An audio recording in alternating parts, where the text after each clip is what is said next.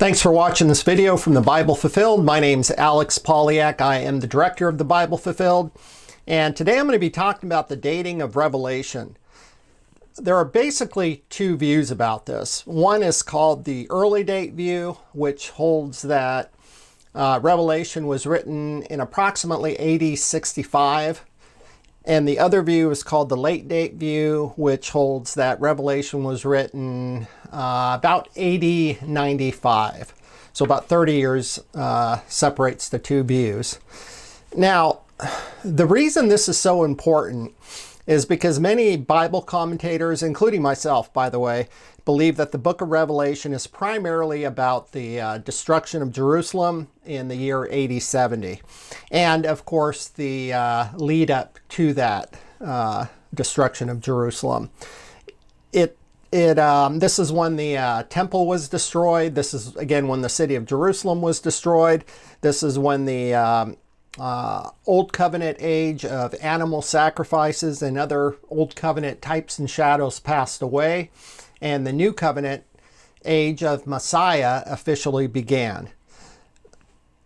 So the early date view holds that this is primarily what Revelation is about, those events that happened in AD 70 and the lead up to AD 70. Now, those who hold to the late date view, on the other hand, and by the way, they say that Revelation was written in AD 95, say that Revelation cannot possibly be about those events because, the book was written, 25 years after the fall of Jerusalem. So it cannot possibly be about those events. In fact, most proponents of that late date view, believe that the events of Revelation still have not happened 2,000, years later. So there's a lot of debate about this issue, and a lot hinges on when Revelation was written. So that's what this video is going to be about. Okay, so as I said, I hold to the early date view, which holds that Revelation was written around the year AD 65 and is primarily about the events leading up to AD 70. So I'm going to start by giving the reasons why I hold this view. And then I'm going to go over the late date arguments afterwards and, see if they make sense. Okay? All right, so my first point is this. The city of Jerusalem and the temple, which everybody agrees was, destroyed in AD 70, were still standing when Revelation was written. In fact, in Revelation 11, verse 1 and 2, the angel of Revelation told John to measure the temple. And then the angel said that Gentiles would tread on the holy city of Jerusalem for 42 months. Here's what Revelation 11, verse 1 and 2 says, quote, "Then I was given a reed," and by the way, the I here is John. John is the author of Revelation. "So then I, John, was given a reed like a measuring rod, and the angel stood, saying, 'Rise and measure the temple of God, the altar, and those who worship there. But leave out the court which is outside the temple, and do not measure it, for it has been given to the Gentiles, and they will tread on the holy city underfoot for 42 months. End quote. Again, this is Revelation 11, 1 through 2. So the city of Jerusalem and the temple, which were destroyed in AD 70, were still standing when Revelation was written. Therefore, Revelation must have been written, prior to AD 70, unless it was written after the fact, and nobody believes that. Okay, so another point I want to make is that the angel of Revelation specifically said that the events described in Revelation would happen soon, for the time is near. The book of Revelation opens and closes by specifically saying that the events or the prophecy of Revelation would happen soon, for the time is near. I want to read these verses because it's so important. The very first verse of Revelation, it opens up with, quote, "The revelation of Jesus Christ, which God gave him to show his servants things which must shortly take place. And he signified it by his angel to his servant John, who bore witness to the word of God and to the testimony of Jesus Christ, to all things that he saw. Blessed is he who reads and those who hear the words of this prophecy and keep those things which are written in it, for the time is near. This is Revelation 1, verse 1 to 3. Then, just so nobody can possibly miss this, John, the author of Revelation, repeats this very same thing at the end of Revelation, in Revelation 22, verse 6 to 10. Here's what he said in Revelation 22. He said, quote, "Then he, the angel, said to me, these words are faithful and true, and the Lord God of the holy prophets sent his angel to show his servants things which must shortly take place. Behold, I am coming quickly." And this is Jesus talking now. "Behold, I am coming quickly. Blessed is he who keeps the words of the prophecy of this book. Do not seal up the prophecy of this book, for the time is at hand." This is Revelation 22, verse 6 to 10. So the events of Revelation were about to happen when this book was written. And one of those events was the destruction of Jerusalem and the destruction of the temple too, as I just read in Revelation 11. Here's another interesting point. This timing fits perfectly with what ended up happening, because just a few years later, in AD 70, the temple and the city of Jerusalem were destroyed. So the things Revelation described happening soon did in fact happen soon. I mean, it fits perfectly with Revelation being written in AD 65. Here's another interesting point. Jesus had prophesied about these very same events during his earthly ministry in the Olivet Discourse. In the Olivet Discourse, Jesus' disciples are admiring the beautiful temple, and they comment about the beautiful temple stones. And Jesus says in Luke 21, verse 6, quote, "These things which you see," and he's talking about the temple stones, "the days will come where not one stone will be left upon another, and shall not be thrown down." Then Jesus said, "But when you see Jerusalem surrounded by armies, then know that its desolation is near. Jerusalem will be trampled by the Gentiles until the times of the Gentiles are fulfilled." This is Luke 21, verse 20 and verse 24.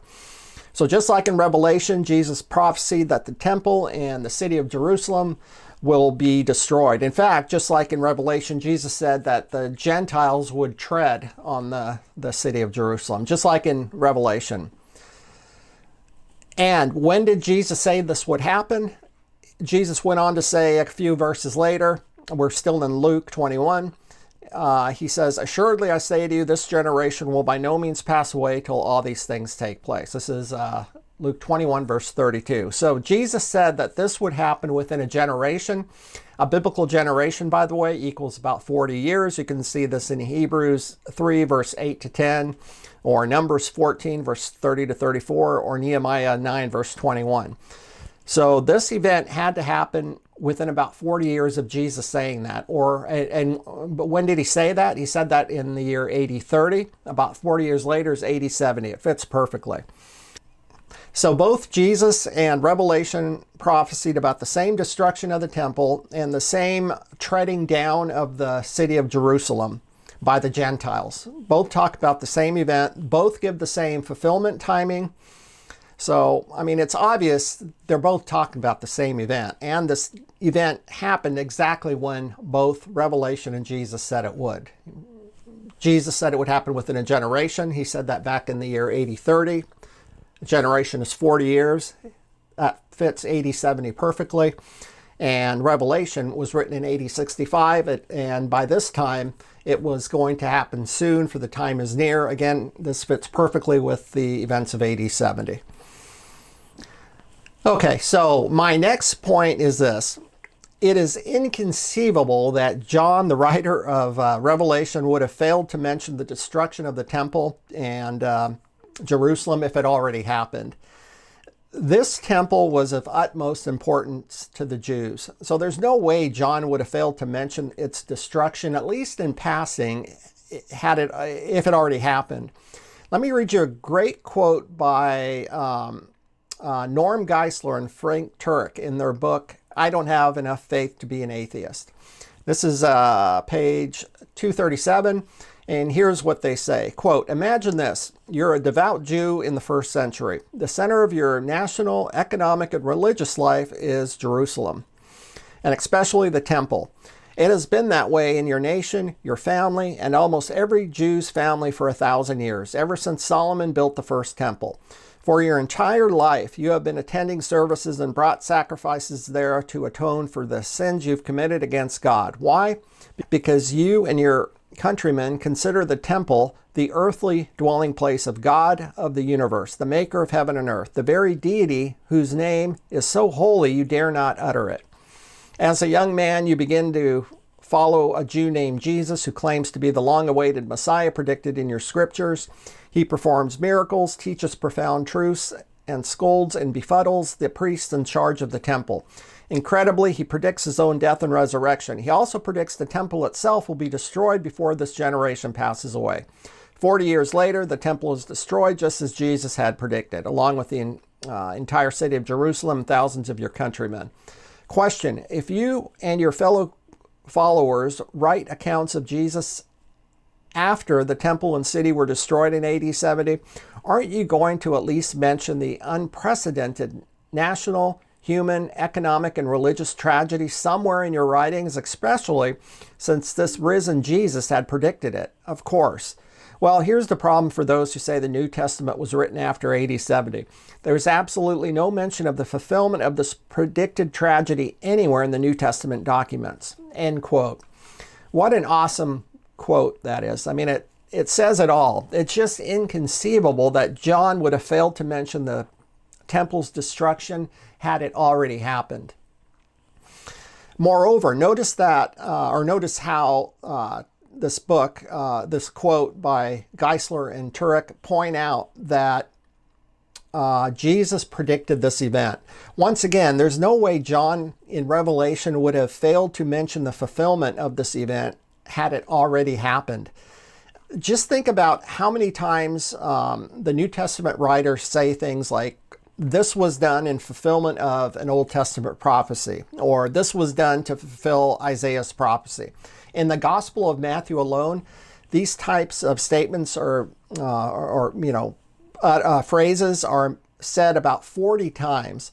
So if Jesus' prophecy of the destruction of Jerusalem and the temple had already been fulfilled when Revelation was written, surely John would have said something to that effect, right? He would have said, this was done to fulfill Jesus' prophecy, about the destruction of Jerusalem and the temple. Yet he doesn't say anything about that. So I think that in itself is pretty good proof that, the temple had not been destroyed yet when Revelation was written. So there's a possible objection I want to mention. In a debate about 10 years ago between the late date advocate Mark Hitchcock and early date advocate Hank Hanegraaff, the late date advocate Mark Hitchcock said that the reason John, the author of Revelation, did not mention the fulfillment of Jesus' prophecy of the destruction of the temple in Jerusalem is because Jesus told John to write about future events, not past events. Here's what Jesus told John to do in Revelation 1, verse 9. Quote, write the things which you have seen and the things which are and the things which will take place after this.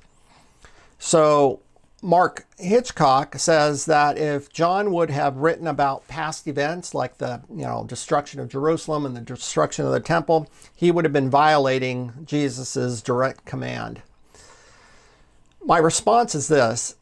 It's amazing how such a notable Bible scholar as Mark Hitchcock could say something like that, given that Revelation is filled with references to past events.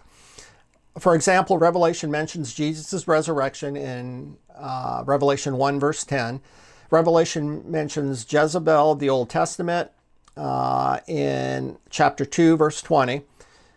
Revelation mentions the creation account in chapter 4, verse 11. It mentions the declarations of past prophets in chapter 10, verse 7. It mentions the destruction of Sodom in chapter 11, verse 8. It mentions the crucifixion of Jesus in chapter 11, verse 8. It mentions the Exodus from Egypt in chapter 11, verse 8.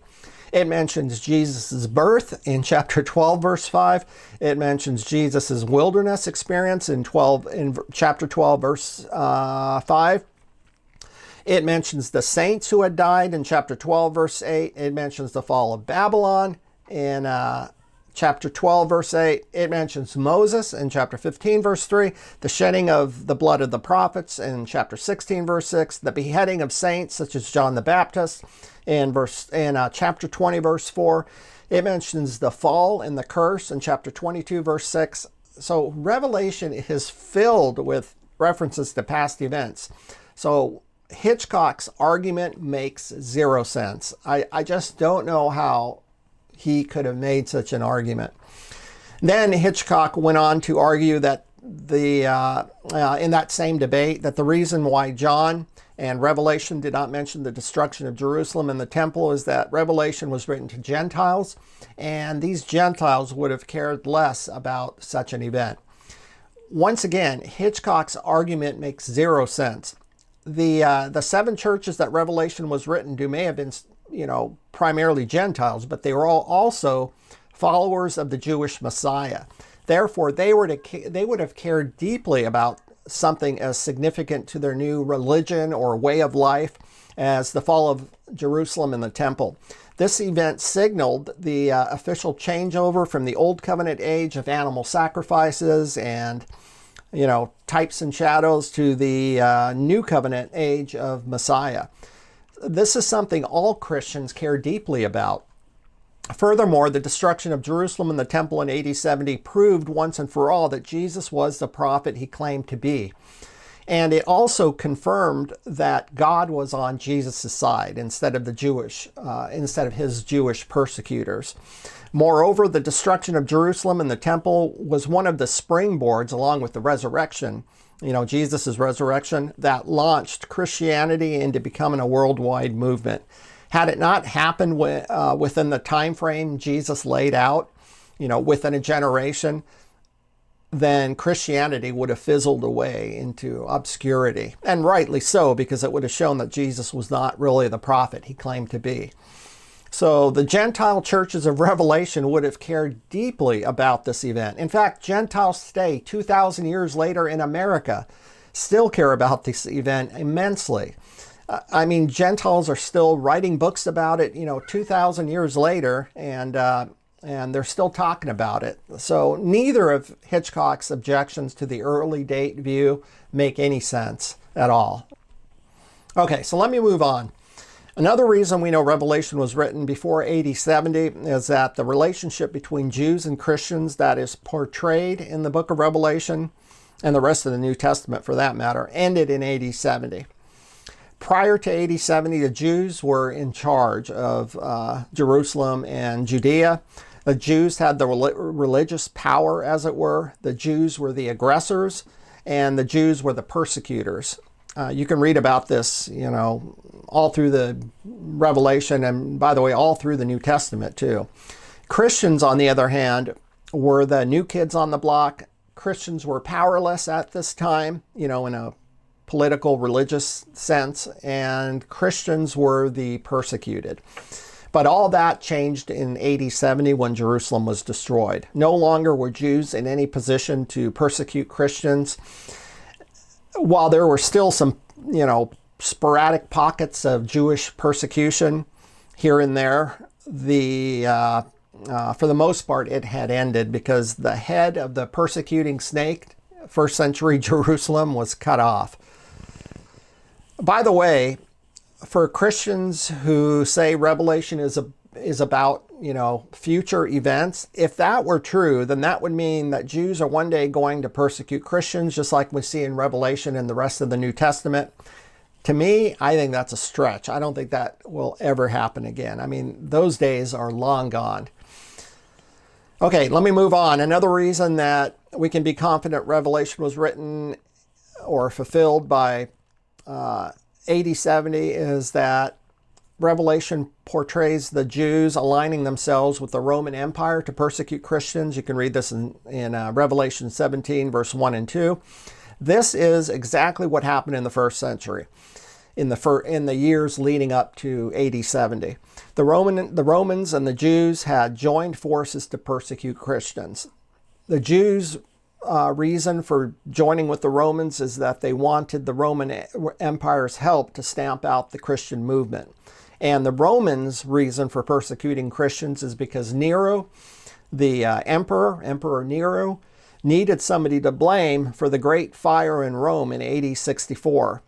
Nero likely set this fire himself so he could rebuild Rome without having to get the Senate's approval, but he needed a scapegoat for this fire, so he blamed the Christians. This was the official systematic, or the beginning of the official systematic Roman persecution of Christians. This is what was in approximately AD 64. So the Jews and Romans temporarily joined together to persecute Christians. But then in AD 67, the Romans suddenly turned on the Jews because of some political problems between the two. This led to the Jewish-Roman War of AD 67 to 70, in which Jerusalem and the temple were destroyed. Oh, by the way, this whole thing, from the temporary alignment of Jews and the Roman Empire to the sudden turning of the Roman Empire on the Jews, was prophesied about in Revelation. You can read this in Revelation 17. So all this fits nicely with the historic events leading up to the destruction of Jerusalem in AD 70. It fits perfectly. But for those who say that Revelation is about future events, that would mean that this is going to happen someday again, which seems highly unlikely. Are Jews really going to join up with the Roman Empire and start persecuting Christians someday? I think not. In fact, there's not even a Roman Empire around anymore. So these events in Revelation had to have happened long ago. And, the time period leading up to AD 70 fits perfectly. Okay, so let me move on. Another point I want to make about the dating of Revelation has to do with the timing indicators. I already touched on this, but I want to point out something else. As I mentioned, Revelation opens and closes by saying that the prophecy would happen soon, for the time is near. You can read this in Revelation 1, verses 1 to 3, and Revelation 22, verses 6 to 10. So no matter when Revelation was written, whether AD 65 or AD 95, the events described had to have happened shortly after it was written, because that's what the book itself says. I mean, there's no getting around these timing indicators. The events had to happen shortly, whether it was written in AD 65 or AD 95. And what events does Revelation talk about? The persecution of Christians, the Great Tribulation, earthquakes, famine, Christians fleeing Jerusalem when its destruction was imminent, the destruction of the temple, the destruction of Jerusalem, Jesus coming on clouds in judgment, and the tribes of the earth, or the tribes of Israel, mourning. So these are some of the events prophesied in the book of Revelation. So whether Revelation was written in AD 65 or AD 70, these events had to happen shortly after the book was written.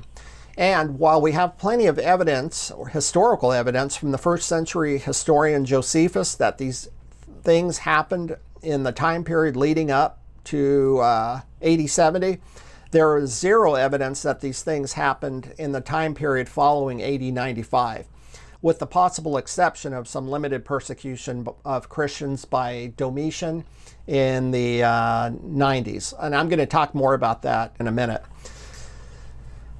By the way, when I say that there's evidence from Josephus that these things happened, I mean the evidence is in Josephus' book called War of the Jews. And Josephus was not even a Christian, by the way, so he was not trying to prove Christian prophecies. He was just documenting the events of that time period leading up to AD 70. And he mentions earthquakes, famines, Jerusalem surrounded by armies, Christians fleeing Jerusalem when the army surrounded the city. Josephus also mentions the destruction of Jerusalem and the temple. He also says 1.1 million Jews were slaughtered in the greatest tribulation ever. And he says the tribes of Israel mourned over the destruction of their beloved city and temple. In fact, today, 2,000 years later, the Jews still mourn about this event at the Wailing Wall. So these events, happened in the years leading up to AD 70. For more information about these events, by the way, you can see my article called prophecies fulfilled in the first century. I'll leave a link to it in the video notes below. So again, this is pretty good evidence. I mean, no matter when Revelation was written, whether AD 65 or AD 95, the events had to happen, soon after the book was written. And it fits perfectly with the historic events leading up to AD 70, yet after AD 95, nothing like that happened. So I think that's pretty good evidence too. Here's another interesting point I want to bring up. The book of Revelation prophesies about the exact same events that Jesus prophesied about back in the year AD 30 in the Olivet Discourse. Here's a comparison of the events that Jesus and Revelation both mention.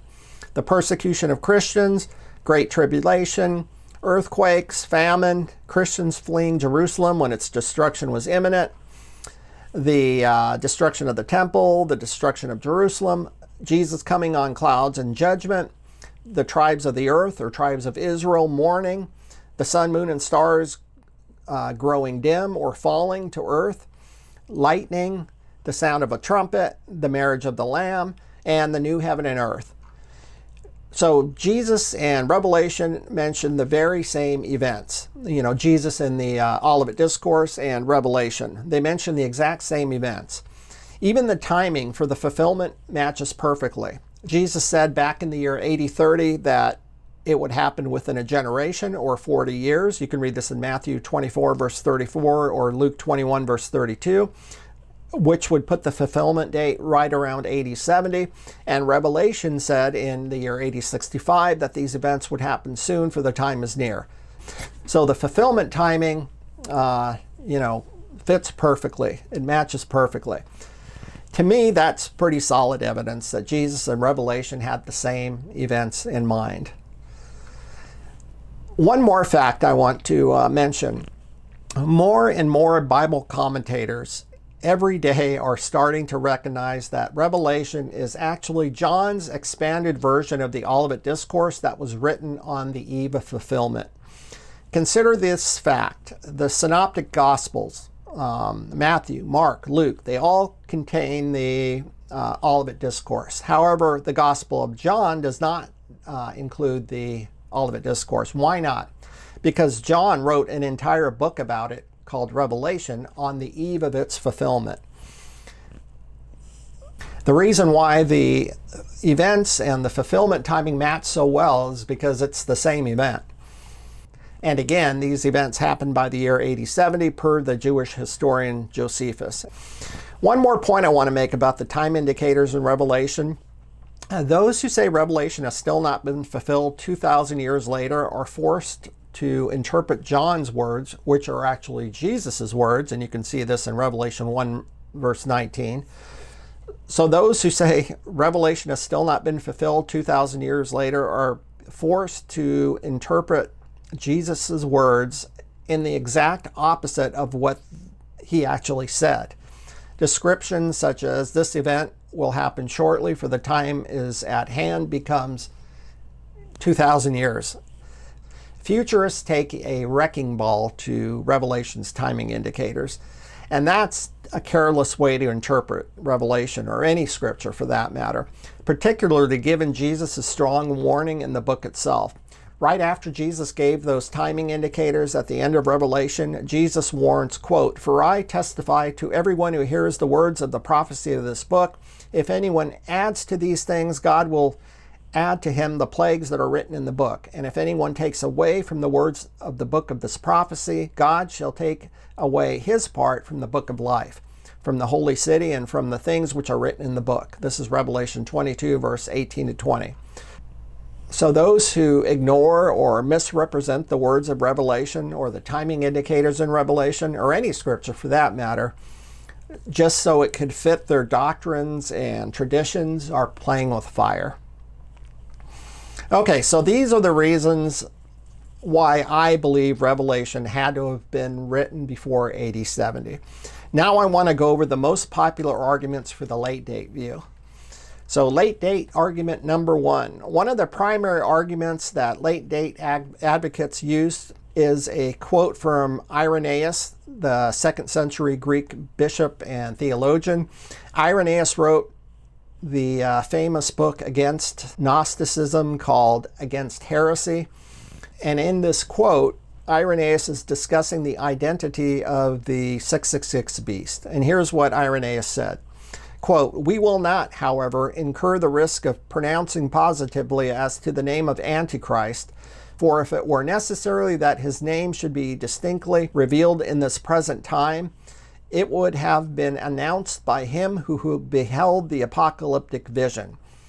For that was seen no very long time since, but almost in our day towards the end of Domitian's reign." Keep in mind, Domitian's reign, he was the emperor of the Roman Empire, and his reign was from AD 81 to AD 96. So late date advocates argue that what Irenaeus meant in this quote was that the vision, revelation, was beheld by John, and it was seen at the end of Domitian's reign, which would have been around AD 95. So if that's really what Irenaeus meant, that would seem to indicate that Revelation was written at the end of Domitian's reign in around AD 95. Here's the problem with that, though. Actually, there are many problems. First, there is much debate about what Irenaeus actually was referring to. Did Irenaeus mean that the vision was seen at the end of Domitian's reign, or did he mean that John was seen at the end of Domitian's reign? Or did he mean that the name of Antichrist was seen at the end of Domitian's reign? As many Greek scholars have pointed out, the Greek grammar is very unclear. It's very ambiguous as to who or what Irenaeus was referring to. So this quote is far from conclusive. It may seem in English that it's, pretty clear, but in Greek, the Greek scholars say Irenaeus' quote is very ambiguous as to what he is referring to. So the quote is far from conclusive. Moreover, even if Irenaeus was referring to the vision, revelation, that still would not settle the issue. Why not? Because Irenaeus made many mistakes. For example, in the very same volume in which this quote appears, Against Heresies, Irenaeus says Jesus' ministry lasted 15 years and that Jesus died at 50 years old. Yet no scholar believes that. Here's what Bible scholar Kenneth Gentry says in his book called Before Jerusalem Fell. Quote, "No self-respected New Testament scholar asserts that the biblical record allows for a 15 or more year ministry for Christ, or his having attained an age in excess of 40. So most biblical scholars say Jesus' ministry lasted around 3.5 years and that, Jesus was no older than 40 when he was crucified. So Irenaeus was wrong about the age of Jesus when he died and also the duration of Jesus' ministry. Irenaeus also mistakenly said that Peter and Paul founded the church in Rome, which conflicts with both scholarly opinion as well as New Testament writings. You can see Romans 1 and Romans 15. So, Irenaeus was wrong about a lot of things. So even if Irenaeus' quote says exactly what late date advocates want, and that's a big if, it still would not prove the late date view because of all the other mistakes Irenaeus has made. So he needs to be taken with a grain of salt. He made a lot of blunders. Another popular late date argument is that they point out how many early church fathers held the AD 95 dating of Revelation, held to the late date view. Men like Origen and Victorinus and Eusebius and Jerome. On the face of it, that's pretty impressive, right? A lot of these church fathers held to the late date view. However, when we dig a little deeper, we find that their sources can all be traced to one man, Irenaeus. All these guys were just repeating what Irenaeus had said. Notable Bible scholar Milton Terry said, quote, "It seems to us that no impartial mind can fail to see that the external evidence preponderates in favor of the late date, but when we scrutinize the character and extent of this evidence, it seems equally clear that no very great stress can safely be laid upon it, For it all turns upon the single testimony of Irenaeus, who wrote according to the best authorities about 100 years after the death of John, end quote. This is from Kenneth Gentry's book, Before Jerusalem Fell, on page 64 and 65. So because of Irenaeus' stature and influence, in the early post-biblical Christian establishment, later church fathers simply cited him as a source without independently verifying what Irenaeus said. Here's another problem with Irenaeus' quote. He might have simply mixed up Domitian for Nero. Both were Roman empires around the same time period in the first century, and Irenaeus could have simply mixed up the name Nero and the name Domitian. Bible scholar T. Randall wrote, quote, Irenaeus, writing a century after the fact, may easily have made the mistake of putting the name of one famous persecuting emperor instead of another. And it is remarkable that his statement is supported by no other writer earlier than Victorinus of Patan after a second interval of a century. Eusebius and Jerome in the 4th century do not strengthen what they merely repeat, end quote. This is from that same book, Gentry's book, Before Jerusalem Fell, page 64 and 65. So T. Randall's point is that, people like Eusebius and Jerome, they were just repeating what Irenaeus had said. So they hadn't verified it independently. Keep in mind also that while many early church fathers held the late date view of Revelation, not all did. Clement of Alexandria, for example, in 80, he lived from approximately AD 150 to 215. He believed that Revelation was written in the time of Nero, who died in the year AD 68. Here's what Clement said, quote, Revelation ceased at the time of Nero. And by revelation, he means inspiration ceased at the time of Nero. And then he goes on to say, as such, the canon, or the New Testament, would have to have been completed in the time of Nero, end quote. This is from that debate on the dating of Book of Revelation I mentioned earlier with Mark Hitchcock and Hank Hanegraaff. And I got this on May 9th, 2013, and it was at the 51-minute mark, I'm sorry. So not all the church fathers held to the late date view.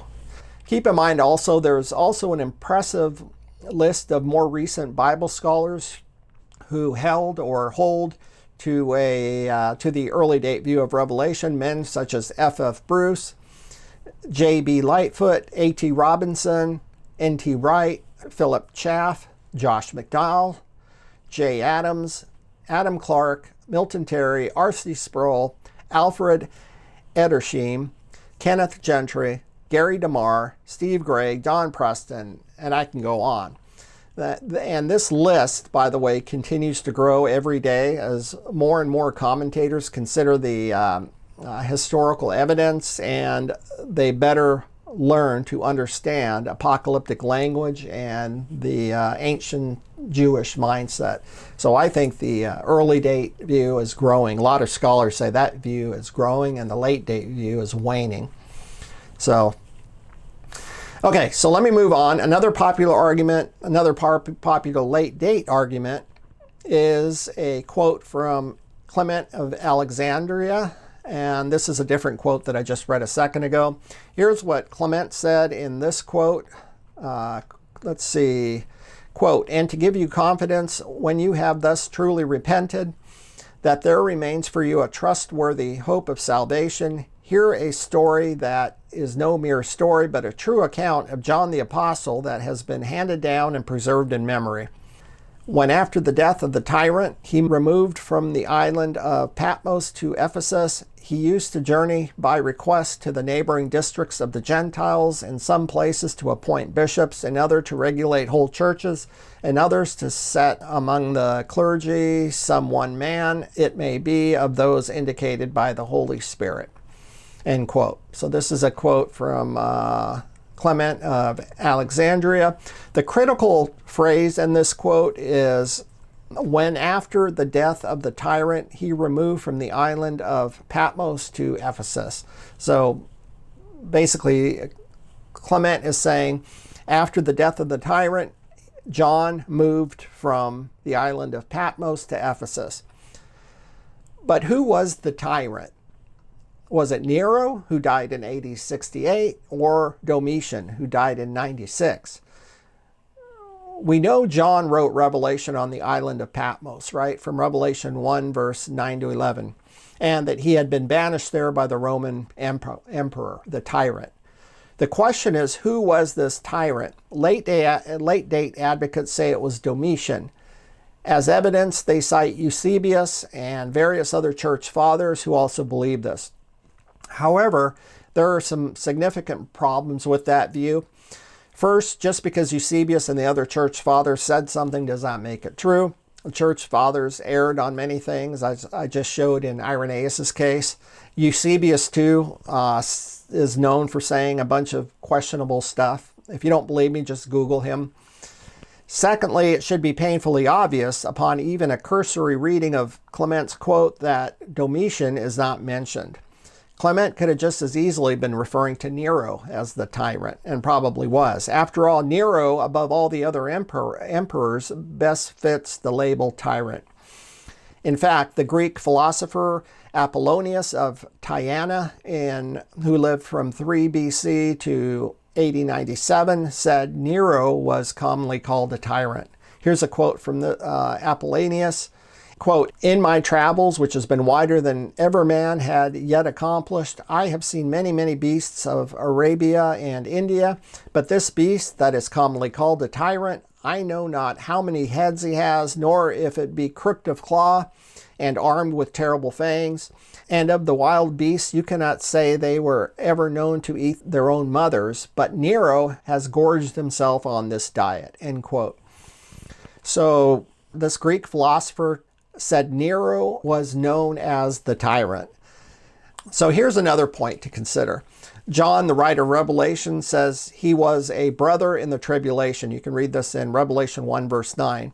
And he repeatedly mentions the persecution of Christians. You can see this in Revelation 2, verses 9 to 10, or Revelation 3, verse 10, or Revelation 6, verse 9 to 11, or Revelation 18, verse 24. And while there is plenty of evidence for intense persecution of Christians leading up to the Roman-Jewish War in AD 67 to 70, there is no evidence of any systematic persecution of Christians under Domitian. In the book called The New Testament Speaks by notable evangelical Bible scholars Glenn W. Barker, William Lane Craig, and J. Ramsey Michaels, they write, quote, "Early evidence is lacking for any religious persecution during Domitian's reign. Though the emperor was a violent man, his outbursts were not directed against Christians or any other groups, but rather against carefully selected individuals whom he suspected of undermining his authority." This is from Gentry's book, Before Jerusalem Fell, page 81. Gentry himself says, quote, "The persecution of Christians under Domitian, if we may call it persecution, was much less severe than that under Nero, although it certainly was a tyrannical outburst," end quote. So while Domitian had, violent outbursts, he did not systematically persecute Christians like Nero did. Consider the following quote from the early church father Tertullian, who lived from AD 155 to 220. He compares Nero to Domitian, and here's what Tertullian said, quote, "Nero was the first to rage with the imperial sword against this school in the very hour of its rise to Rome, but we glory, nothing less than glory, to have had such a man to inaugurate our condemnation. One who knows Nero can understand that unless a thing were good, and very good, it was not condemned by Nero. Domitian, too, who was somewhat of a Nero in cruelty, had tried it, but forasmuch as he was also a human being, he speedily stopped the undertaking, even restoring those whom he had banished," end quote. This is from that same book, Before Jerusalem Fell, on page 82. So Tertullian said that, it was Nero who was the systematic persecutor, not Domitian. Here's something else that's really telling. Even late-date advocate G.E. Ladd admits, quote, there is no evidence that during the last decade of the first century under Domitian's reign there occurred any open and systematic persecution of the church, end quote. This is from Before Jerusalem Fell, page 81. So even late-date advocates admit there was no systematic persecution under Domitian. It was under Nero. Still, another problem was saying that the tyrant refers to Domitian in that quote by Clement of Alexandria that I just read. So another problem with saying that the tyrant refers to Domitian is the contextual difficulty. The context immediately following Clement's quote describes John chasing down an apostate on horseback, quote, with all his might. But if this happened under Domitian's reign, then John would have been in his 90s. Are we really supposed to believe that a 90-plus-year-old John was still chasing down apostates on horseback at full gallop? I think that stretches credulity. Another problem with saying that the tyrant refers to Domitian is this. As I already stated, Clement believed revelation ceased at the time of Nero. Here's what the quote says. I'll read it again. This is again Clement of Alexandria. He said, revelation ceased at the time of Nero. As such, the canon or the New Testament would have had to have been completed at the time of Nero. End quote. Therefore, it's pretty clear that Clement of Alexandria believed that the New Testament canon was completed at the time of Nero. So Revelation could not have been written 30 years later, in the time of Domitian, unless Revelation is not inspired, and which is not the case. At least I don't believe, and obviously it's part of our New Testament. So Clement of Alexandria's quote does not prove what late-date advocates want either. Okay, let me move on to another late-date argument. I have a couple more I want to deal with. This one has to do with the severe spiritual decline of 5 of the 7 churches mentioned in Revelation. Late-date advocates point out that these churches were founded by Paul in the mid-50s. However, by the time Revelation was written, 5 of these churches were, mired in problems. For example, let's see, Revelation chapter 2 says Ephesus had lost its first love. This is Revelation 2 verse 4. It also says that some church leaders in Pergamum, aka Pergamus, were teaching the children of Israel to eat meat sacrificed to idols and to commit sexual immorality. You can read this in Revelation 2 verse 15. It also says Thyatira had allowed the woman Jezebel, who calls herself a prophetess, to teach and seduce my servants to commit sexual immorality and eat the things sacrificed to idols. This is Revelation 2 verse 20. Revelation also talks about Sardis. It said Sardis was dead. You can read this in Revelation 3 verse 1. It also says Laodicea was lukewarm. You could read this in chapter 3 verse 16. So late-date advocates say that this kind of severe spiritual decline could not have happened in the short time period between when these churches were founded in the mid-50s to the writing of Revelation in approximately AD 65. It would have taken more than 10 years for, the churches to, devolve that far into sin. I disagree with that. In fact, the New Testament writers themselves would disagree with that. Doctrinal error and sin can seep into churches very quickly, and it often did, even in churches founded by the apostles themselves. For example, Paul founded the Corinthian church and taught them face-to-face for 18 months, yet very shortly after Paul had left them, the Corinthians became mired in, quote, sexual immorality as is not even named among the Gentiles, end quote. You can see this in 1 Corinthians 5, verse 1. The Corinthians were also denying the resurrection of the dead. You can read this in 1 Corinthians 15, verse 12. The reason Paul wrote Corinthians, in approximately the year AD 57, was to try to correct these problems. Keep in mind also that sexual immorality was the same problem in the churches of Thyatira and Pergamum in Revelation. In an even starker example of a church's quick spiritual decline, Paul founded the church in Galatia, yet within a few weeks, practically before Paul had even arrived home to Antioch, the Galatians had devolved into serious error, teaching that Christians must be circumcised and keep the Old Covenant requirements. Here's what Paul said: "I am astonished that you have so quickly deserted the one who called you to live in the grace of Christ and are turning to a different gospel," end quote. This is Galatians 1 verse 6. The Galatians were teaching a different gospel within a few weeks, basically, of Paul leaving them. So this kind of thing happens very quickly. So the same kind of thing likely happened in the churches, in Revelation. I don't think there's any difficulty believing that. Okay, so I want to go over one more common late date argument, and it is this. If Revelation was written in AD 65, then the early date view would have had a 30-year head start on the late date view. Yet most of the early church fathers held the late date view. How do you explain that? My response is this. First, as I already said, that all these church fathers got their information from Irenaeus, a man who erred about a lot of facts. Secondly, as I just showed, doctrinal error can seep into churches very quickly, even churches founded by the apostles themselves. Therefore, it's irrelevant, when or which view began first, because error can develop very quickly.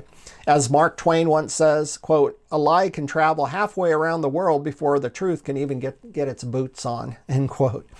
Protestants and evangelicals should know this well. I mean, many of the doctrines that were taught by the early church were swamped by the dogmas of the Roman Catholic Church for much of the first 1,500 years of Christianity, at least from the year 600 to 1500 up until the Reformation. So error can develop very quickly, so it's irrelevant which view started first, because, spiritual decline can happen almost overnight. So these are the primary arguments late date advocates use, and I don't think they work.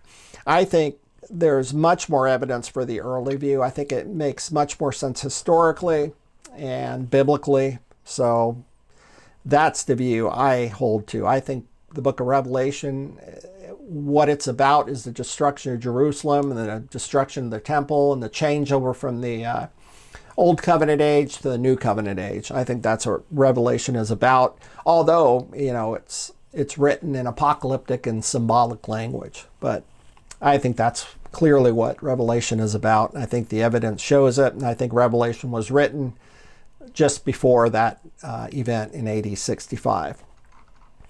Okay, so that is it for today. Thanks for watching this video. If you liked it, please do me a favor, hit the like button. And if you want to be notified of new videos, hit the subscribe button. Also, for a more in-depth study of the topics discussed in this video, get my book called The End is Here, How the New Testament's Prophecies Were Fulfilled. I have a whole chapter dedicated to the book of Revelation, so get that if you're interested. Also, you can go to my website, thebiblefulfilled.com. I have a bunch of free articles and videos there, so check that out if you're interested. Thanks again for watching. Have a great week, and I will see you next week.